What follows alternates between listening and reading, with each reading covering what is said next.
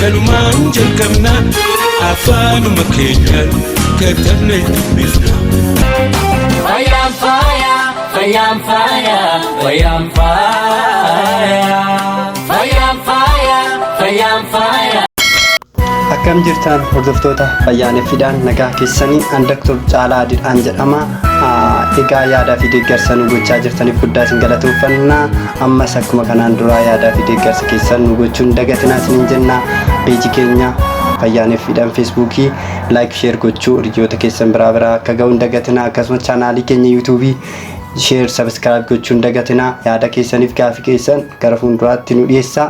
Nus gaafii keessan hundaa'uudhaan bifa barreeffamaanis ta'e bifa viidiyootiin kan isin dhiyeessinu ta'a. Mana keessan teessanii hubannoo fayyaa irratti qabdan akka isiniif cimu manuma keessan teessanii yaala xixiqqaa ta'e akka argattan akkasumas immoo fayyaan keessan osoo hin goolabiin yookaan miidhaan fayyaa keessan irra osoo hin gahin ittisa gochuu qabdan kan isin dhiyeessinu ta'a. Manuma keessan teessanii hubannoo fayyaa akka argattaniif wanna dandeenyuun isin gargaara. Namoota yookiin doktoroota biraatis dabalannee nu wajjin turaa. Egaa qabiyyee keenya irraatti kan seennu yookiin mata duree keenya irraatti kan seennu yoo ta'e mata dureen keenya irraa onnee fi dhukkuboota onnee jedha. Egaa wanta asirratti jalqaba irratti oduu mata duree keenya gara barnootaatti seeniin dura wanti hubachuu qabdan onneen keenya baay'ee bal'aadha. Akkasumas wantoonni dhiibbaan rakkooleen onnee wajjin wal qabatanillee baay'ee bal'aadha. Guyyaa tokkotti waa'ee onnee kaasanii xumuruun baay'ee nama rakkisa. Akkasumas immoo isinis guyyaa tokkotti hubannoo argachuun baay'ee isin rakkisa yookiin hubachuun baay'ee isin rakkisa. Kanaaf kutaa kutaadhaan isiniif gooduuf isiniif dhiyeessuuf qophoonneerra. Har'aaf garuu akka walii galaatitti haayilaayitii yookiin wanta beekuu qabdan onnee gubbaarratti wanta beekuu qabdan ta'e isin dhiyeessineerra akka isin rakkisnetti jechuudhaaf nu wajjin turaa. Jalqaba irratti yoo kan seenu ta'e maalummaa onnee kan laalu ta'a. Onnee jechuun akkuma beektan qaama namni tokko dirqama jiraachuu barbaachisan keessaa isa tokkodha. Jiraachuu onneen qofti jiraachuu qofa osoo hin ta'in dalagaa ishii guyyaa guyyaadhaan sekandiidhaan daqiiqaan dalaguu qabdi. Yoommoo dalagaa ishii kana sirnaan kan hin dalanne yoo kan ta'u ta'e jireenya guyyaa guyyaatti akkasumas fayyaa keenya irratti dhiibbaa guddaa kan geessituu fi jiruu keenya irratti illee dhiibbaa kan geessitudha. Egaa onneen keenya kan argamtu akkuma beektan laphee keenya yookiin qooma keenya gara gadii xiqqoo ishii bitaatti hiixetti akkuma fakkiirraa argitan amma asii gaditti argitan kanatti jechuudha. Onneen keenya kaasitti dalagaan onnee qaama keenya keessatti dhiiga raabsudha. Dhiigni akka sirna dhiigaa marsaa dhiigaa keessa ujummoolii dhiigaa keessa akka raabsaman gochuudha. Kana jechuun oksijiinii sirna argansuutiin yookiin sombaan keessa seeniif akkasumas nyaata sirna bullaa'insan erga xumuramanii booda gara dhiigaa seenan iddoo barbaachifaman bira iddoo barbaachisan iddoo seelii iddoo tishuu barbaachisu akka kan geeffamu kan godhu onneedha jechuudha. Akka raabsaman kan godhu jechuudha. Akka yaa'an kan godhu yeroo kana dhiiga kana fuudhuudhaan yookiin nyaata kanneen fi wantoota seelii barbaachisa fuudhamee seelii bira akka geeffamuu fi akkasumas immoo wantoota xuraawaa dhiiga seelii keessa oomishamaniif kanneen akka kaarboon daayoksaaydii fi kanneen birootis seelii biraa fuudhamuudhaan akka gara alaatitti baafaman. Fakkeenyaaf kaarboon daayoksaayidiin gara sombaatiif xuraawaan kun immoo tiruu keenyaa fi akkasumas kaleedhaan gara alaatitti kan baasanidha jechuudha. Egaa kun gaggeeffamuudhaaf onneen keenya yeroodhaan kontooffattee dhiiga kan akka yeroodhaan raabsamu gochuu qabdi jechuudha. Yoo onneen keenya kan raabsamne ta'e wantoonni tishuu yookiin seeliidhaaf barbaachisan sun seelota san bira gahuu hin danda'ani. Akkasumas immoo xuraawaan achi keessatti oomishaman yookiin isaan yeroo sirna ol nyaatisa garaagaraatiin oomishaman sun isaan irra waan hin deemne balaa garaagaraatiif kan saaxilaman seeluun keenya jiraachuu hin danda'u. Yeroo kana yoo rakkoon onnee keenya yookiin sirnaanis akkasumas haga daladduu gadis yoo kan daladdu ta'e yoo kan hin dalannes ta'e seelota sanirra miidhaa kan ga'udha. Mata duree keenya rakkoolee fi dhukkuboota onnee wajjin qabatan yoo kan deebinu ta'e egaa rakkoolee fi yookiin dhukkubni onnee wajjin wal qabatan beekamaadha. Akka biyya keenyattis ta'e akka biyya alaatitti akkasumas lubbuu namaa galaafachuudhaan kan beekamanidha. Keessattuu biyyoota guddatan keessatti warroonni jireenya isaanii sosochii garaagaraan guune jireenya isaanii bootuma konkolaataa akkasumas ofii isaaniitiif sochii garaagaraa sedentary life warri jiraatan kun dhibeen kun irratti hammeenyaan kan dabalaa jiraatudha. Akkasumas biyya keenyattis yeroo ammaa kan hanga tokko dabalaa jira. Jireenyi namaa akkuma fooyya'aa deemuun rakkooleen onnee fi akkasumas onnee wajjin wal qabatan dabalaa kan deemanidha. Kunis immoo jireenyi isaanii nama sosochii dhaaburraa wantoota immoo dhukkuba kanaaf nama saaxilan haalli isaa kan itti dabalaa deemudha jechuudha. Jireenyi namaa oo fooyya'e isa kana egaa rakkoolee yookiin dhukkuboonni kana bootaa gurguddoo lamatti qoonnee ilaaluu ni dandeenya.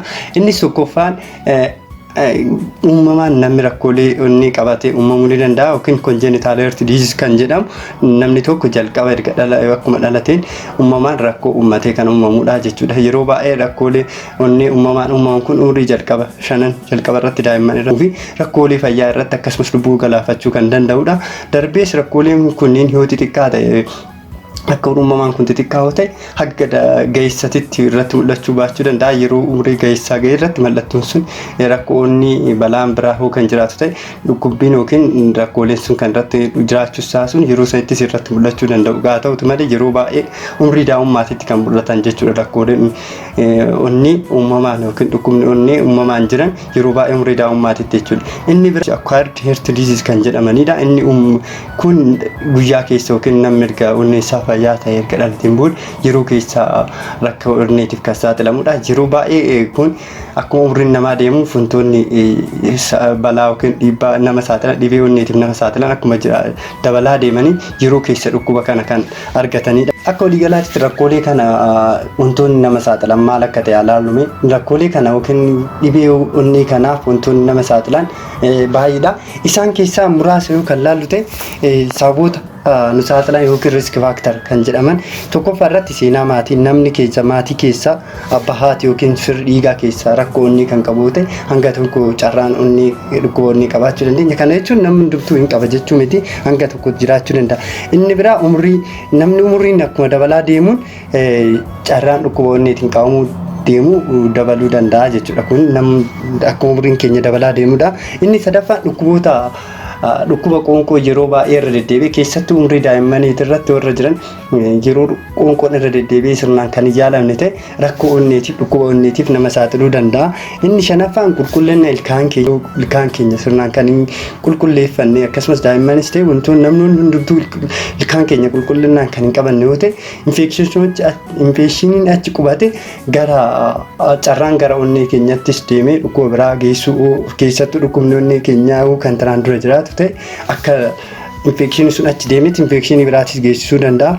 Inni biraa sochii qaamaa gochuu dhiisuu akkuma isin jenne keessaa yeroo ammaa sababni dhukkuba onnee dabalaa deemaa jiruuf keessaa namni sosochii qaamaa dhiisuu fi iddoo tokko taa'ee jiraachuudha. Kanaaf kunis nama saaxila. Inni biraa tamboo aarsu yookiin namoota jennu sun jechuudha. Kunis dhukkuba onneetiif yeroo dheeraa keessa nama saaxiluu danda'a. Inni biraa alkoolii baay'isanii dhuguu. Inni biraa dhiphina garmalee fi yookiin hirriba gahaa dhabuu kunis yeroo dheeraa booda akkasumas immoo dhibee keenya yookiin dhibee kana yeroo dheeraan booda nutti fiduu danda'a. Akkasumas immoo dhibeen keenya kan jiraatu ta'e akka kan nutti hammaatan ta'uu danda'a. Inni biraa nyaataa fi cooma akkasumas kolesterooliin itti baatan nyaachuun coomni kolesterooliin akkuma beekamu yoo xiqqaa ta'e nu fayyada. Garuu garmalee nyaata keenya guyyaa keessatti yoo baay'isnee kan nyaannu ta'e yeroo dheeraan booda carraan dhukkuba onneetiin qabamu keenya akka dabalu ta'a. Inni biraa dhibeewwan kanneen biroo kan qabnuu fi kan ta'u ta'e fakkeenya dhiibbaa dhiigaa dhukkuba sukkaaraa fi kalee fi kanneen birootis akka hir'ina dhiigaa qaban ta'e dhibeen kun kallattiinis ta'e alkallattiidhaan turtii yerootiin booda kalee dhiibbaa onnee keenya irratti dhiibbaa gochuu fi onneen keenya akka bu'u gochuu danda'u jechuudha. Inni biraa ashaboo nyaataa yeroo guyyaadhaan godhannu keessatti yoo kan baafnu ta'e kunis onneen keenya turtii yeroo dheeraan booda akka miidhamu gochuu danda'a jechuudha. Egaa wannoon kun yookiin risk factor yookiin sababoonni nu saaxilan jennu kun turtii yeroo dheeraan booda kan dhiibbaa onnee keenya irratti yookiin rakkoo onnee keenyaa kan fiduu danda'ani jechuudha. Yookiin yeroodhaaf nutti mul'achuu baachuu danda'u yeroo booda akkuma umriin keenya dabalaa deemu sababoota kana immoo gochaa deemne yeroo dhumarra geenyetti dadhabbii onnee keenyaa fiduudhaan rakkoo guddaadhaaf nu saaxiluu danda'u. Mallattoolee miidhamuu yookiin hubamuu onnee keenyaa yookiin dhukkuba onnee agarsiisan maalidha? Egaa kanallee asirratti kan hubatu akka waliigalaatti kan isinitti himnudha. Kan qabaatu ta'e mallattoo akkamii kan agarsiisu kan isinitti himnu ta'a. Kunis akka waliigalaatti kan isin himnu tokko yeroo biraa kan itti deebinu ta'a. Tokkoffaa irratti hafuurri lamaan qabachuu yookiin shortness of breath kan jedhu afaan Ingiliffaatiin fi akkasumas immoo dadhabbiin namatti dhaga'amuu. Dadhabbiin kun immoo kan isin jennu yoo osoo hojii guddaa hojjetin hojii xiqqaadhaan jechuudha. Akkuma beekamu hojii guddaa hojjenne dadhabbiin namatti dhaga'amaa hin beekama. Kun garuu dadhabbiin kun maalidha? Hojii salphaadhaan jechuudha. Waan hojjetin waanuma xiqqoo yookiin deemsuma xiqqoo gooneef yookiin waan xiqqoo ishuma hojjenneedhaaf dhukkubbiin nutti dhaga'amuu danda'a.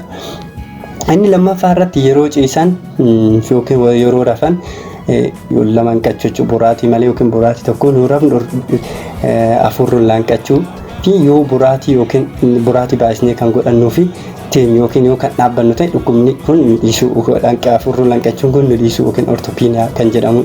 Inni biraa halkan walakkaa hirribaa nu kaasuu afurruun hanqachuudhaan hirribaa nu kaasuu yeroo tokkoof yeroo lama ta'uu danda'a. Kanaaf yeroo afurruun hanqatu kana foddaa banuu fiiguu gara alaatiitti qilleensa argachuuf yeroo fiignu yookiin PND kan jedhu kana inni kanaa jechuudha. Inni sadaffaa irratti immoo dhiita'uu qaamaa wantoonni biraatis fiduu danda'u kanneen akka kalee tiruusis fiduu danda'u kanneen birootis fiduu danda'u. Asirratti jechuudha kanneen dhiitaa qaamaa keenyaa jechuudha qaama keenya kan bokoksuu danda'an kanneen ta'uu danda'a. Onni yeroo dhiitan onni yeroo baay'ee kan eegalu lukarraa eegaluudhaan qaamota keenya birootis biras ga'uu danda'a qaamota birootis kan ga'uu danda'anidha jechuudha. Dhiitaa kaawwan irraa akkan adda baafannu yeroo baay'ee gara jalaatii gara lukarraa eegalee kana gara oliititti. Inni biraa dhaannaan onni dabaluu takkaadda isa jennu. Inni biraa immoo dhaannaan onni keenya nutti yeroo fayyaa jiru yeroo baay'ee dhaannaan onni keenya nutti dhaga'amu yeroo kanatti yeroo dhukkuba kana kan qabnu ta'e dhaannaan keenya baay'ee hamaarraa kan ka'u ta'e dhaannaan onni keenyatti yeroo nutti dhaga'amu jira jechuudha. Inni biraa nu qofaasisuu qofaa olirratti fifiinsan qokaa akka isaan qabne yeroo baay'ee kan nu qofaasisu keessattuu yeroo ciifnu keessattuu halkan yeroo kan nutti ba'atu qofaa kan nu qofaasisu nyaata kan nu jibbisiisu nu guursisuu fi kanneen birootis ta'uu danda'a jechuudha yeroo qaamota keenya baay'ee biraa. Inni biraa dhibee dhukkubbii laphee yookiin qoma keenya keessattuu qoma keenya gara bitaa kan dabalate jechuudha. Akkasumas immoo irree keenya gara bitaa gara keessaa morma keenya akkasumas immoo dugda keenya duuba gara bitaatiin nu dhukkubuu danda'a jechuudha. Laphee keenya gara duubaatiin nu dhukkubuu danda'a. Yeroo baay'ee yeroo tokko yeroo akka carraa ta'e tasaa nama dhukkubu ta'e akka ulfaatiin hamaan namarra taa'ee wayititti namatti dhaga'amuu danda'a. Kana yeroo biraa kan itti deebinudha. Egaa mallattooleen kunniin dhukkuboota biroo wajjinis wal fakkaachuu danda'u. Dhukkuboonni birootis mallattoolee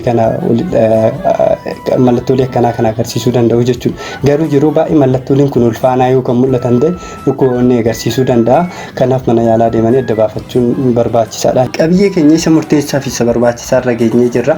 Qabiyyee keenya kana irratti akkamitti fayyummaa onnee keenya akkamitti oduu qaaloon keenya dhukkubiin fayyaa qabeessa ta'anii jiraachuu dandeenya kan jedhudha. Asirratti wanti beekuu qabdan sababoota onnee keenyaaf nu saaxilan muraasa ta'an jijjiiruu baachuunis kan hin danda'amnes yoo ta'e fakkeenyaaf umrii fi seenaa maatii kanneen baay'ee isaanii nu jijjiirree haala jireenya keenyaa jijjiiruudhaan fayyummaa onnee keenyaa argachuu dandeenyu ni jira jechuudha. Keessattuu dargaggoonni warroonni ga'eessota umurii gadaanaa keessa jiran yeroo ammaa kanatti yeroo waan dhukkuba onneetiif hin saaxilamne nutti fakkaate wantoota dhukkuba onneetiif nu saaxilan baay'ee gochuu dandeenya. Garuu dhumarratti dhukkuba kanaaf saaxilamuu waan dandeenyuuf akka kanarratti xiyyeeffannaa gootan isiniin jenna.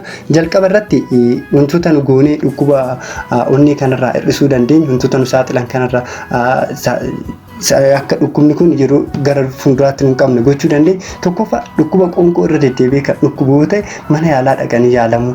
Yeroo kanatti yeroo baay'ee keessattuu umurii daa'immanii keessatti dhukkubni kun ba'ataa irra deddeebi'ee yeroo kanatti yeroo 2-3 deemnee dhukkuba kana kan itti deddeebi'us ta'e yaala gahaa ta'ee fi akkasumas qorichi jijjiiramee kennamus jiru waan ta'eef qoricha safrachuudha. Asirratti wanti hubatamuu qabu yeroo baay'ee biyya keenyatti kan baratame qoonqoo muruudha. Qoonqoo muruu fi dhukkubni qoonqoo waliin qabatu miidhaa malees immoo faayidaan qabu qoonqoo muruu. Kanaaf qoonqoo muruun barbaachisaa miti. Mana yaalaa geessanii yeroo itti deddeebi'ee yeroo 1 yeroo 2 yeroo 3 yoo ta'e qorichi jijjiiramee kennamuuf jira waan ta'eef yeroo san yaala argachuu waan danda'aniif akkasitti yaaluun murteessaadha. Inni biraa tamboo aarsuu fi dhiisuu nama tamboo kan aarsu nu ta'e dhiisuu yookiin immoo kanaan dura kan hin aarsine ta'e kan fuuldurattis akka hin aarsine of amansiisuu fi namoota aarsan irraa illee fagaachuu second smoker isa jennu jechuudha. Warroota aarsan mana keenya keessa yookiin horiyaa qabna ta'e namoota isa irraa fagaachuu qabna jechuudha. Tamboon sun namoonni aarsuu baannes isaan irraa kan dhufu miidhaan irratti geessisuu waan danda'uuf. Inni biraa sochii qaamaa guyyaatti yoo xiqqaate 8 daqiiqaa 30 hanga 60 yookiin guyyaa torbeetti hanga guyyaa sanii sochii qaamaa gochuudha. Keessattuu kun baay'ee murteessaa kan ta'edha. Yeroo ammaa akkuma jireenyi fooyya'aa deemu yeroo baay'ee namni sochii dhiise konkolaataan deemaa yoo wanta garaagaraa sochii qaamaa kan gooneeti rakkoo kanaaf waan saaxilamuu danda'uuf haga danda'aniin sochii qaamaa gochuun murteessaadha. Inni biraa nyaataa fi nyaata barbaachisoo ta'an kanneen akka fuduraa faabers isa jedhaman kan jechuudha. Kuduraa muduraa kanneen nyaata ta'an fayyummaa qaama keenya onnee keenyaafis qofa osoo hin taane fayyummaa qaama keenya birootiifis nyaata barbaachisan kana baay'inee fayyadamuudha. Akkasumas immoo nyaata coomaa fi zayitiin itti baay'atan hanga tokko fayyadamuun badummaan qabu. Garuu nyaata kana keessa nyaata keenya guyyaa keessatti baay'inee kan fayyadamnu yoo ta'e miidhaa guddaa onni keenya irrattis ta'e qaamota biraatis waan ga'aniif jechuudha nyaata kana xiqqeessinee fayyadamuu qabna. Inni biraa ulfaatina madaalawaa fi akkasumas immoo ulfaatinni keenya garmalee yookaan ta'u ta'e hir'isuun ulfaatina madaalawaa ta'e qabaachuun murteessaadha. Inni biraa agatee fi dhiphina hir'isuu fi akkasumas immoo hirriba gahaa ta'e rafuudha. Yeroo booda wantoota nu dhiphisanii jiraat haga ta'e furmaata laannee wantoota akkuma kanaan dura barreeffamaa isinii gallakkifnisanitti haga tokko dhiphina keessaa obbaasuuf yaaluudha. Inni biraa nyaata ashaboon itti baa'ate yeroo baay'ee yeroo keessattuu yeroo ammaa kanatti nyaanni tolfamanii suuparmaarkeetii garagaraatti bitaman yeroo baay'ee soogidditti godhami. Yoo gallees immoo nyaata sanatti soogidda kan dabalu ta'e akka malee yeroo turtii yeroo dheeran booda inni dhaabaa saaxilaniif nyaata kanas xiqqeessinee fayyadamuun murteessaadha. Alkoolii garmalee dhugurraa yookaan dhunni hin gorfamaa namni dhunni ta'e hin gorfamaa garuu yookaan dhunni ta'e baay'ee xiqqeessuu qabna. Namni alkoolii kanas yeroo dheeraa kan dhunnu ta'e dhiqbii onneetiifis ta'e kanneen birootiifis nama saaxila. Inni dhumarratti dhukkuboota biroo kanneen kan qabnu ta'e dhiibbaa dhiigaa laallamnee akkasumas immoo yeroo yeroodhaan laallamuudhaaf fayyaalee keenya qaama keenyaa erga beekuu qabna. Erga beekneen booda fayyaalee qaama keenyaaf goonuu to'annaan qaama keenyaaf goonuu yookiin qoran hordoffiin qaama keenyaaf goonu cimsuu qabnaa jechuudha. Keessattuu kanneen akka dhibee sukkaaraa dhiibbaa dhiigaa kun kallattiinis ta'e alkallattiidhaanis onnee keenya irratti miidhaa guddaa waan geessisuu danda'aniif to'annaa isaanii fi akkasumas haalli ogeessi nuuf kenneen sirnaan hordofuu qabna. Sirnaan haalli ogeessi nu ajajeen hordofuu kan goonudha jechuudha. Inni biraa hir'ina dhiigaa yeroo baay'ee dhukkuba onneetiin haal tokko hir'ina dhiigaa onnee keenya irratti miidhaa fiduu danda'a. Akkasumas immoo hir'ina dhiigaa matumti isaatus mallattoolee kana yeroo darbee agarsiisuu danda'a. Kanaaf ogeessi haala ajajeen dhukkuboota birootis yeroodhaan yaalamne yeroodhaan qoricha argannee furmaata kan arganne ta'e onnee keenyarras dabartee qaamota keenya biraatirra dhiibbaan hin geenye fayyuu kan dandeenyudha. Dhumarratti yaalli dhukkuba onnee sadarkaa fi akkasumas immoo hamminyummaa isaatirratti salphaa'uu kan ta'u ta'e fudhannee fayyuu dandeenya. Hoomaa kan ta'e immoo jireenya keenya irratti kan dhiibbaa geessisu ta'e yaalaa baqaqsanii hodhuutitti geessisuu danda'a. Kun immoo ogeessi haalatiin kan murtaa'udha jechuudha. Mallattoolee ammaan olii isin dhiirrisan yoo kan ofirratti argitan ta'e mana yaalaa deemtanii adda baafachuun hin danda'a. Kana mallattooleen amma isin hin jenne kun dhukkuboonni qofarra waan hin taaneef wantoota birootis waan ta'eef kana ogeessi yaalaa deemtanii laallamuun murteessaadha isin hin jenna. Har'aaf kanuma gaafii yaadi keessan nu dhiyeessaa. Yeroo biraa tooppikii kanarrattis ta'e kan birootu irrattis isin dhiyeessina. Fayyaataa fayyaan uummata keenyaaf galatoomna. This fire, this fire, sin is fire, let me fire,